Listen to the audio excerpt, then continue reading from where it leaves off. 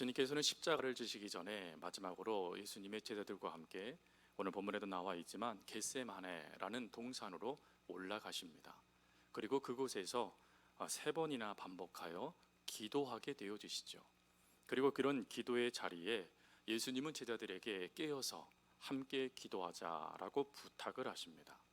특별히 여기 너희들은 가만히 있어라, 또 그 다음에 너희는 깨어 있어라 라고 이야기하여 마치 제자들은 그냥 예수님의 기도를 기다리는 것처럼 보여지겠지만, 다른 병행 구절을 가지고 말씀을 보게 되면 예수님은 12제자들 모두에게, 가룟 유다가 사라졌으니까 11제자지요, 모두에게 기도하라라고 예수님께서 말씀하십니다. 그리고 그 말씀하심에 따라 예수님께서 먼저 세 차례 기도를 하시게 되어지고, 그 기도에 제자들이 동참하기를 주님은 원하셨다라는 것이죠. 그러나 안타깝게도 제자들은 잠이 들어서는 안 될 그 시간에 그만 잠이 들어 버립니다.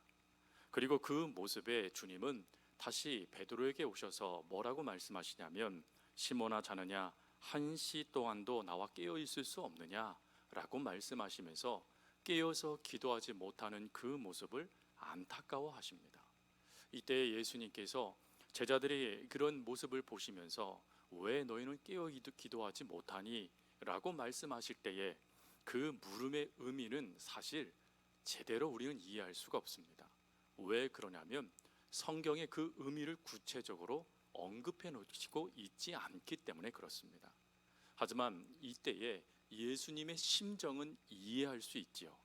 예수님은 오늘 본문 33절 말씀에 보니까 내 마음이 심히 고민하여 죽게 되었다라고 말씀을 하십니다.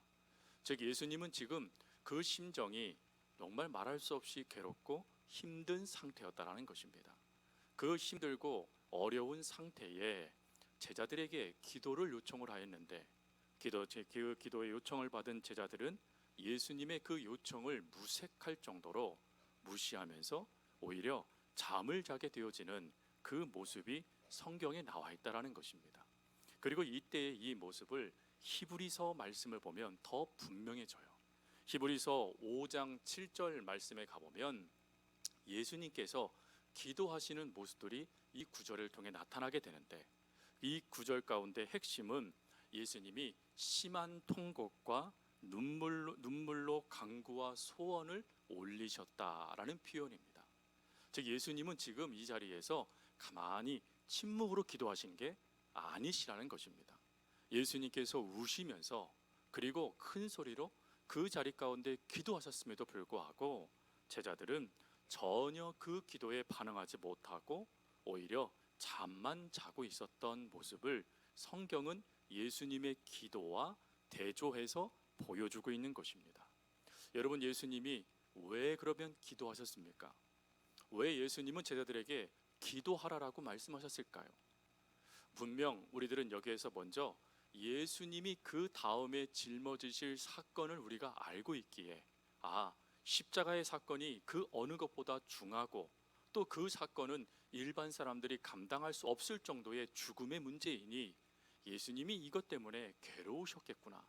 그래서 그 괴로움 때문에 예수님이 이렇게 제자들에게 기도 부탁을 하면서 나를 위해서 기도해 줘라 라고 말씀하셨겠구나, 우리가 생각을 하게 되어지죠. 그러나 그 모습에 저는 아니다라고 말씀드리지는 않습니다. 왜 그러냐면 예수님은 실제로 인간이셨습니다. 인간이셨기 때문에 이 죽음의 문제는 어느 누구도 자유로울 수 없다라는 것이죠. 그래서 예수님은 그 문제를 놓고 하나님께 기도할 때 뭐라고 기도하셨냐면, 이 잔을 나에게서 옮겨 주십시오 라고 예수님께서 기도하셨습니다. 그런데 이 모습을 보면서 예수님도 인간이셨기 때문에 이 죽음의 공포 때문에 예수님은 이렇게 두려워하시면서 기도하셨네 라고 우리가 생각할 수 있겠지만, 사실은 이것은 반만 맞은 생각입니다. 왜 그러냐면 예수님의 그 다음 기도의 내용이 완전히 달라지기 때문에 그렇습니다. 분명히 인간적인 두려움 때문에 이 문제를 가지고 씨름을 하셨다면 이 문제를 해결해 달라고 끊임없이 예수님은 기도하셨을 거예요. 근데 예수님이 이 잔을 옮겨 주십시오 라고 기도하신 다음에 뭐라고 예수님께서 기도하십니까? 36절을 보니까 이렇게 기도하시죠. 나의 원대로 마옵시고 아버지의 원대로 되기를 원하나이다. 그렇다면 이 예수님의 기도를 통해서 예수님께서 3번씩이나 기도하신 것에 대한 중요한 예수님의 기도의 내용을 발견하게 됩니다. 그것은 예수님께서 이 십자가의 사명을 거절하기 위해서, 그것이 내가 아닌 다른 사람에게 넘기기 위해서, 또 하나님의 뜻을 나에게가 아닌 다른 사람에게 쏟게 하기 위해서 예수님께서 이렇게 기도하신 게 아니라는 것입니다. 예수님께서 이렇게 3번씩이나 기도하신 것은 하나님의 그 사명, 하나님의 그 뜻, 하나님의 그 목적, 하나님이 당신을 이 땅에 보내신 그 역사들을 끝까지 감당할 수 있기 위해서, 끝까지 그 사명을 완수할 수 있는 힘을 하나님을 통하여서 공급받기 위하여서 지금 기도하고 계셨다라는 것입니다. 여러분, 이 기도의 내용을 통해 우리들은 또 한 가지의 은혜를 또 받게 되어져요. 그것은 예수님께서 이렇게 3번씩이나 반복해서 기도하셨는데, 이 3번씩이나 반복하여 기도하신 것은 단지 예수님만을 위한 것이 아니었다라는 것입니다. 그것을 알 수 있는 것이 예수님이 기도를 잠시 멈추시고 베드로에게 오셔서 하신 말씀이에요. 예수님은 베드로에게 오셔서 뭐라고 말씀하셨냐면, 너 잠시도 깨어 있을 수 없느냐라고 우리 주님이 베드로에게 말씀을 하세요. 베드로는 잠시도 깨어 있지도 못하고 오히려 끊임없이 잠에 취해져 있었습니다. 성경은 그것을 2번이나 반복함을 통해 제자들이 지금 완전히 잠에 빠져 있다라는 것을 이야기해 주었지요. 근데 여러분, 예수님이 너 왜 잠을 자고 있어? 라고 말한 다음의 말씀이 중요한 거예요. 즉, 예수님이 말씀하신 잠이 육체적인 잠이 아니라 다른 잠을 자고 있다라는 것을 말씀하셨기 때문에 그렇습니다. 그 다른 잠에 대해서 예수님은 뭐라고 말씀하시냐면 38절 말씀해 보니까 이렇게 말씀을 하세요. 시험에 들지 않게 깨어 있어 기도하라. 마음에는 원이로되 육신이 약하도다라고 말씀하셨다라는 겁니다. 즉, 예수님께서 3번씩이나 반복하여 기도하신 것은 예수님만을 위한 것이 아니라 예수님이 그렇게 기도하시는 모습을 통해서 함께 기도하고 있는, 기도해야 되는 그 제자들의 그 다음의 모습, 믿음으로 반응해야 될 그 다음의 모습을 위하여 기도하자라고 예수님께서 초대하신 것이었습니다. 다시 말씀을 드려서 예수님이 3번이나 반복하여져서 기도하신 것은 제자들에게 하나님의 사명, 하나님의 그 뜻, 하나님의 그 역사를 이루기 위해서는 내 힘, 내 능력으로는 안 되고 하나님의 힘을 덧입어야 된다는 것을 직접 몸으로 보여주시기 위해서 지금 이 십자가를 지시기 전에 제자들에게 기도의 모범을 보여주신 것입니다. 그러면 이 보여주시는 이 기도의 내용을 통해 너희들 같이 기도하자라고 말씀하신 이유는 바로 제자들을 위하여서라는 것입니다. 제자들은 이제 이후에 어떤 일을 겪게 되어지냐면 예수님께서 말씀하신 이대로 시험을 겪게 되어집니다. 단지 한 차례 시험이 아닙니다. 예수님이 부활하시고 승천하신 이후부터는 제자들의 사역의 시작입니다.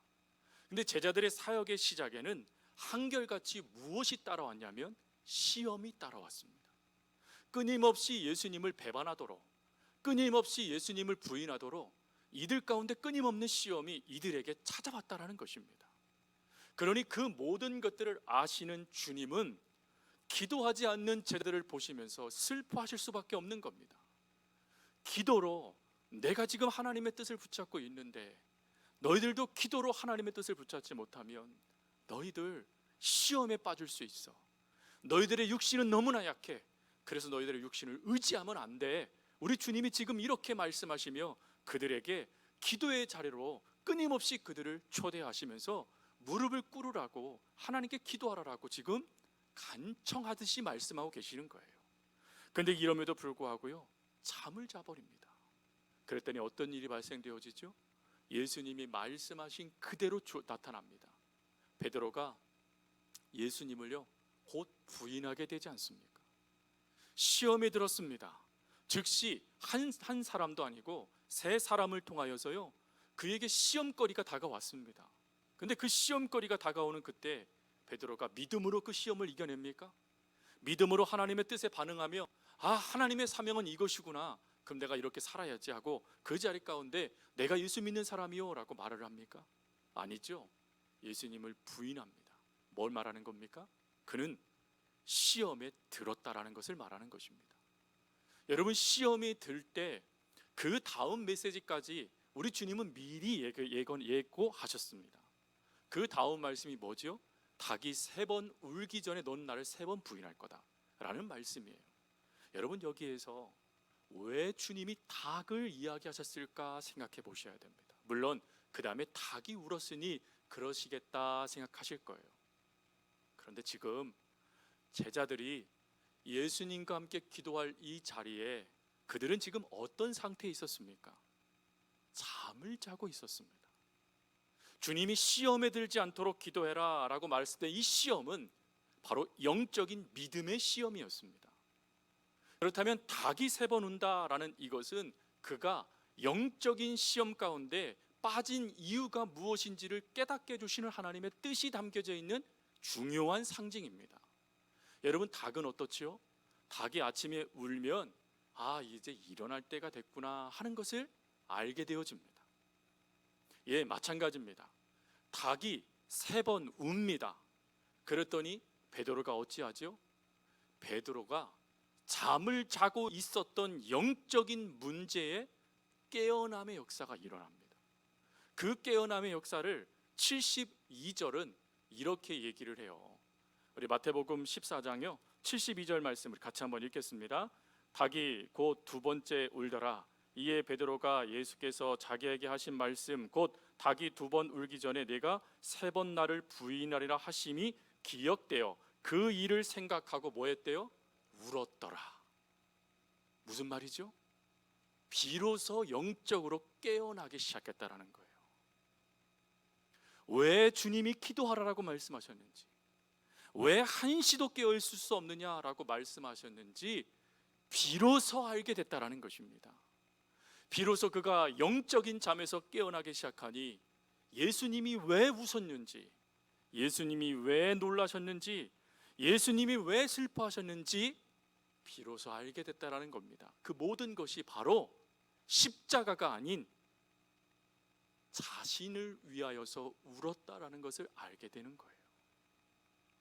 그것을 알게 되자 베드로가 슬피 울며 주님 앞에 통곡하면서 자신의 죄를 누이치기 시작한 것입니다. 여러분, 이 모습은 가룟 유다에게는 등장하지 않습니다. 가룟 유다는 그대로 영적인 잠에 빠져서 자신의 생각대로 움직이다가 목숨을 끊어버려요. 하지만 베드로는 그 잠에서 깨어나다라는 것이 무엇인지를 분명히 알았습니다. 바로 영적으로 깨어있지 아니하면, 그 영적으로 하나님의 은혜가 두어져 그 영적으로 우리의 삶이 세워지지 아니하면 바로 나처럼 실패할 수 있다, 넘어질 수 있다 하는 그것을 베드로는 이 마가복음을 통하여 오늘 이 말씀을 읽는 우리들에게 이 말씀을 들려주고 있는 것입니다. 성도 여러분, 분명히 이들은 기도의 자리까지는 갔습니다. 아예 기도의 자리도 안 간 게 아니에요. 이들은 예수님과 지근거리에 앉아서 기도할 수 있는 기도의 자리까지 갔습니다. 근데 문제는요, 기도하지 않았다라는 것입니다. 성도 여러분, 우리가 하나님의 기도의 초청을 받는다라면 그것은 하나님께서 우리들이 지금 무엇인가 우리의 삶에 필요한 것이 있기에, 영적으로 우리 가운데 하나님의 은혜가 필요하기에 하나님이 우리를 살려주시고자 부르시는 부름입니다. 그러면 그 부름이 있다라면 우리는 어찌해야 되겠습니까? 기도 자리까지 간 것으로 만족하시겠습니까? 아니요. 우리는 기도해야 됩니다. 기도하면서 하나님께 간구해야 돼요. 하나님, 혹시 제 영혼이 잠을 자고 있습니까? 하나님이 기도하라라고 저를 부르셨는데 그 부르신 뜻도 제대로 깨닫지 못하고, 하나님 혹시 제 영혼이 잠자고 있지는 않습니까? 그렇다면 하나님, 깨어나게 해주십시오. 베드로가 닭이 2번 울음을 통해서 그의 영적인 것이 깨어났듯이 하나님, 제 영혼도 하나님의 깨워주심의 역사로 말미암아 잠자던 제 영혼이 깨어나 하나님을 제대로 바라보게 해주십시오. 하나님의 뜻에 집중하게 해주십시오. 그리고 그런 어떤 것들보다 하나님이 저를 부르신 그 사명 놓치지 않고 그 삶을 살아갈 수 있는 힘을 주십시오라고 우리는 기도해야 되겠다라는 것입니다. 말씀을 정리하면서 여러분, 예수님께서 왜 깨어 기도하라고 말씀하셨다고요? 제자들을 위하였습니다. 왜 예수님이 3번이나 반복하여 기도하셨더라고요? 그들에게 기도의 모범을 보이시는 거예요. 하나님의 뜻을 이루기 위하여, 영적인 싸움에 승리하기 위하여 반드시 필요한 것은 하나님의 도우심이라는 겁니다. 그 도우심의 역사를 하나님은 기도를 통하여 우리들에게 허락하여 주실 것이니 너희들은 나처럼 기도해라라는 것입니다. 그리고 영적으로 잠을 잘 때가 있고 영적으로 깨어일 때가 있는데, 영적으로 깨어일 때라면 반드시 깨어날 수 있도록 하나님께 민감하게 무릎을 꿇으며 기도하라라고 하나님이 오늘 이 말씀을 우리들에게도 들려주시는 것입니다. 그러니 성도 여러분, 기도하시기 바랍니다.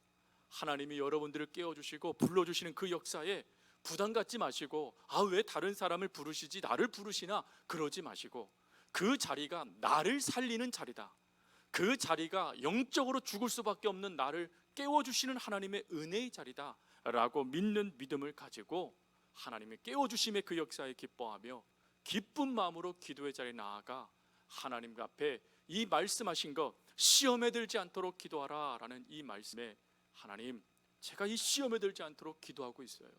제가 이 시험에 들지 않도록 제 육신 의지하지 않고 하나님 의지하고 있었어요 라고 말하면서 하나님의 은혜 덧입어 그 삶을 주님 부르실 그날까지 살아낼 수 있는 우리 성도님들 되어줄 수 있기를 간절히 주님의 이름으로 부탁드립니다. 기도